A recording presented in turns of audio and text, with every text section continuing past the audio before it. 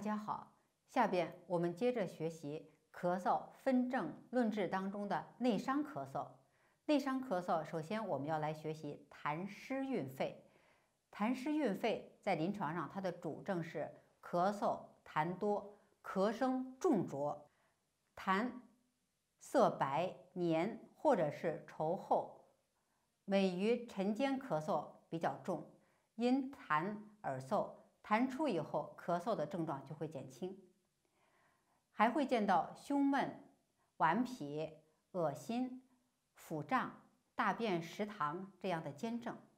痰湿蕴肺的患者，舌苔往往是白腻的，它的脉象是一个濡滑的脉。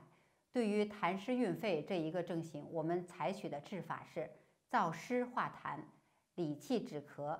临床上常用的方子是二陈汤和三子养亲汤。我们在一开始说过，麻杏二三汤是焦树德焦老创的一个方子，它不仅治疗喘症，治疗咳嗽也是经常用到的一个非常有效的方子。另外的话，大家还可以了解一个叫死囚化痰咳喘方的，这个方子的组成是苏子9到15克，紫苑9到12克，冬花9到12克，当归9到12克，陈皮9到12克，青半夏9到12克，茯苓9到12克，芦根9到12克，川贝母6到9克，牛蒡子9至15克，桔梗6到9克，甘草8克。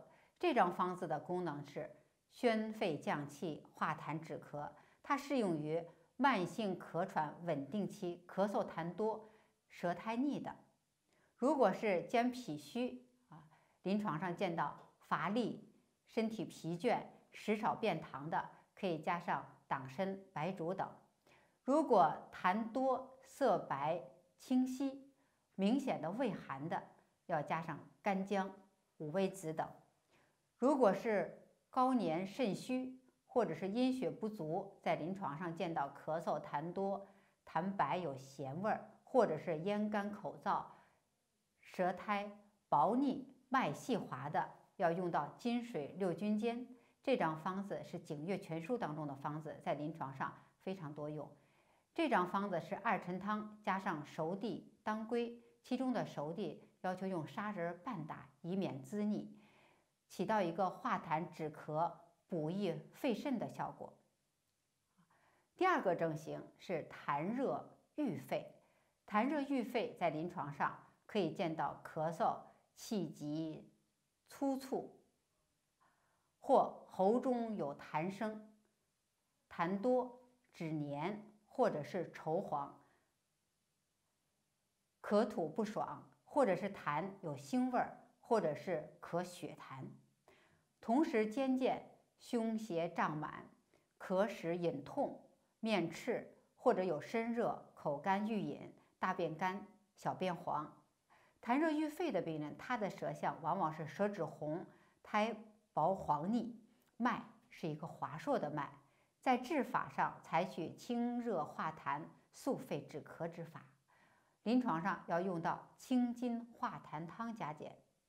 清津化痰汤这张方子在我们方剂里并没有讲过，所以这张方子需要大家好好的把它记一记。方中要用到桑白皮、知母、黄芩、山栀子、遮贝母、瓜蒌、麦冬、橘红、茯苓、桔梗以及甘草。如果是痰热壅盛、腑气不通的，在临床上出现胸闷、咳腻痰多、便秘，就要加上葶苈子、桃仁、杏仁、大黄等，或者是配合千金伪经汤加减。如果是痰热伤津，临床上出现咽干口渴、舌红少苔的，就要加上沙参、麦冬等等来养阴。第三个症型，我们来学习肝火犯肺。目前由于大家的这个压力都比较大，经常有情绪方面的问题，所以说肝火犯肺在临床上似乎病人越来越多。在临床上可以见到气逆作咳振作，咳时面红耳赤，可以随着情绪的波动，症状有所增减。在临床上渐见烦热、咽干，常常觉得痰滞咽喉，吐之不出，咽之不下，量少脂黏，但是它并不影响吃饭吞咽没有障碍，或者是出现痰如絮条、口干口苦、胸胁胀痛。这样的病人，他的舌质红，舌苔薄黄少津，脉象是一个弦数的脉。在临床上，我们就要用到清肺泻肝、化痰止咳之法。我们选用的方子是黄芩泻白散和带葛散。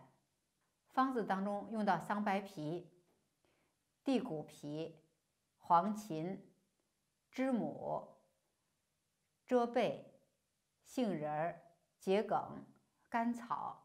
带葛散就是青带和海蛤壳粉，可以冲服，每次6到9克，也可以带葛散入煎剂。如果是淤热犯肺，在临床上出现头晕目眩、口苦咽干、咳嗽、声音嘶哑等，可以用到小柴胡汤，加连翘、蝉蜕、姜蚕、杏仁、桔梗、薄荷、钩藤等等。其中薄荷6到9克，这个需要后下；钩藤12到15克，这都是助肾于助老常用的药对儿，尤其是适合于咽痒呛咳的。如果胸闷憋气突出的，可以加上瓜蒌、枳壳、玄附花或者是金沸草；如果胸痛突出的，可以加上郁金、丝瓜络。好，下面我们一起来学习内伤咳嗽的肺阴亏耗。肺阴亏耗的病人，在临床上经常会见到的主症是干咳、咳声短促、痰少、黏白，或者是痰中加血，或者是咳声逐渐的嘶哑，兼见午后潮红、午后潮热、全红，手足心热，夜寐盗汗，口干咽燥。他起病比较缓慢，日渐消瘦，神疲。他的舌头往往是舌质红，少苔，脉象是一个细数的脉。治法是养阴清肺、润肺止咳。我们临床常用的方子是沙参麦冬汤的加减。方子当中有沙参、麦冬、桑叶、天花粉、玉竹、杏仁、前胡、枳巴叶、桔梗和甘草。如果患者咳嗽日久，伤阴耗气，气阴两虚，在临床上见到咳嗽声音嘶哑、痰少而黏、气短或者是喘、乏力、体倦、自汗咽干，或者是有心悸、舌头少苔、脉细数的，我们应该益气养阴、润肺止咳。方子可以用9仙散加减。9仙散的处方，它里边有人参、款冬花、桑白皮、桔梗、五味子、阿胶、乌梅、贝母和罂粟壳。这个罂粟壳大家要注意，用的时间不要久，或者是就可以不用。敛肺止咳治法当中，我们经常会用到柯子、五味子、乌梅、白果等，主要适用于久咳、震虚、无邪的患者。上面我们学习的是内伤咳嗽的4个常见的症型，下面的时间我们一起来了解一下如何预防咳嗽这个病症的发生。第一，首先要注意气候的变化，做好防寒保暖，避免受凉，尤其是在气候反常的时候，更应该注意调摄。第二个，咳嗽痰多这样的患者呢，饮食不应该再进食肥甘厚味，以免运湿生痰。不宜食用辛辣香燥之品以及饮酒，以免伤阴化燥助热。一定要劝患者戒烟酒等不良习惯。第三个，痰多的应该尽量鼓励患者将痰排出。对于那些个不能够自主活动的，一定要定时给他翻身拍背，以助于痰的咳出。必要的时候可以采用吸痰的方法。第四个，要适当的参加体育锻炼，增强体质，提高抗病能力。